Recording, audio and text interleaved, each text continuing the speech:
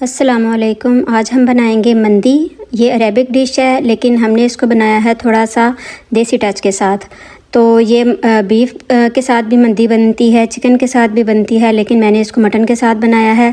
तो ये मज़ेदार सी चटनी के साथ आप इसको एंजॉय करें। ये चटनी देखने में और खाने में जितनी मज़े की लगती है और ये बनानी उतनी ही आसान है, और ये चटनी के साथ ही ये मंदी मज़े की लगती है। तो चलते हैं रेसिपी की तरफ।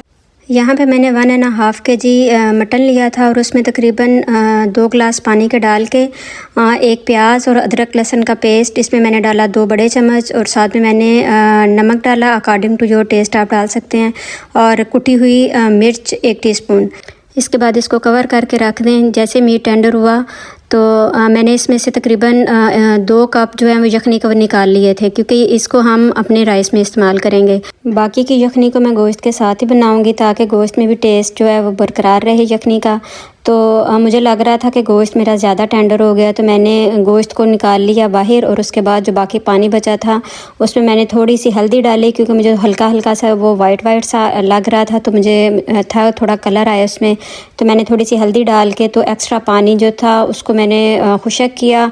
जैसे पानी खुशक हुआ तो मैंने गोश्त को वापस उसमें डाल के तो उसको भून लिया। यहाँ पे हम इसको थोड़ा सा भूनेंगे, और इसके बाद मैंने इसमें 2 चम्मच जो वो देसी घी के डाले, और देसी घी के डालने के बाद मैंने फिर इसको 5 मिनट के लिए इसकी भुनाई की ताकि गोश्त में अच्छा सा कलर और टेस्ट जो है वो आ जाए। इसके बाद मैंने तकरीबन यहाँ पे 3 पाव चावल लिए थे। चावल आप अपनी मर्ज़ी से कम ज़्यादा कर सकते हैं। मैंने 3 पाव चावल लेके उसको 1 घंटे के लिए भिगो के रख दिया था।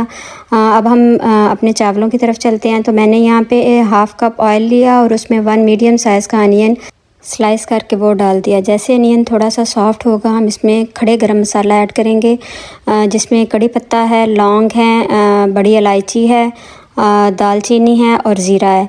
जैसे प्याज ब्राउन होगा तो हम इसका कलर निकाल के जैसे सिंपल नॉर्मल तड़के वाले चावल बनते हैं हम सेम उसी तरह से इनको बनाएंगे, लेकिन इसमें खड़े मसाले जाएंगे सिंपल, बस और कुछ नहीं है। साथ में मैंने इसमें नमक ऐड किया, 1 टीस्पून मैंने इसमें गरम मसाला ऐड किया पिसा हुआ, 1 टीस्पून मैंने रेड चिली पाउडर यूज़ किया, और 1 टीस्पून इसमें मैंने कुटी हुई मिर्च का डाला। ये आप मिर्च और नमक को अपनी मर्ज़ी से कम या ज़्यादा कर सकते हैं, लेकिन मैंने इसको थोड़ा सा हल्का सा स्पाइसी बनाया। वैसे मंदी स्पाइसी नहीं होती, ये बिल्कुल सिंपल चावल होते हैं, इनमें इतनी मिर्चें नहीं होती, लेकिन हमने इसको थोड़ा सा देसी टच के साथ बनाया तो इसलिए मैंने इसमें हल्की सी चिली जो है वो इस्तेमाल किया है।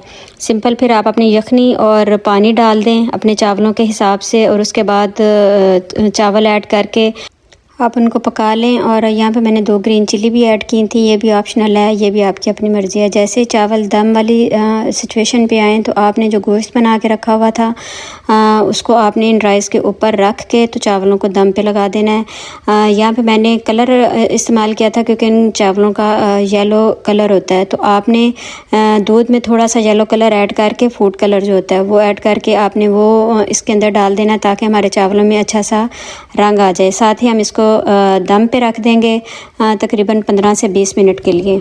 अब हम बना लेते हैं अपनी मज़ेदार सी चटनी जो इस मंदी के साथ खाई जाएगी। उसके लिए मैंने 5 से 6 टमाटर लिए, 3-4 हरी मिर्चें ली, थोड़ा सा पुदीना और थोड़ा सा धनिया।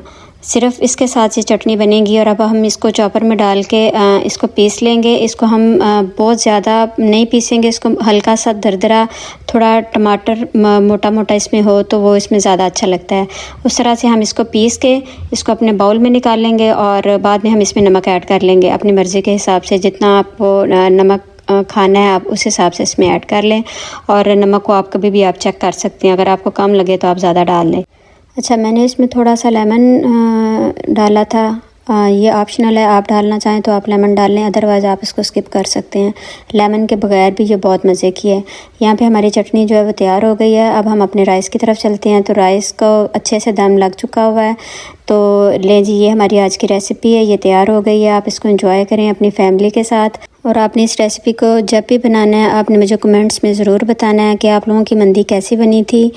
और अगर वीडियो अच्छी लगी हो तो वीडियो को लाइक और शेयर ज़रूर कर दिया करें, और उस पर अच्छे अच्छे कमेंट्स भी किया करें। और अगर आप मेरे चैनल पर नए हैं तो चैनल को सब्सक्राइब भी करें, और अपने फैमिली फ्रेंड्स को भी बोलें कि वो मेरे चैनल को सब्सक्राइब करें अच्छी और मज़ेदार रेसिपी देखने के लिए। दुआ में याद रखिएगा। मिलते हैं नई रेसिपी के साथ, किसी अच्छी सी रेसिपी के साथ। तब तक के लिए अल्लाह हाफ़िज़।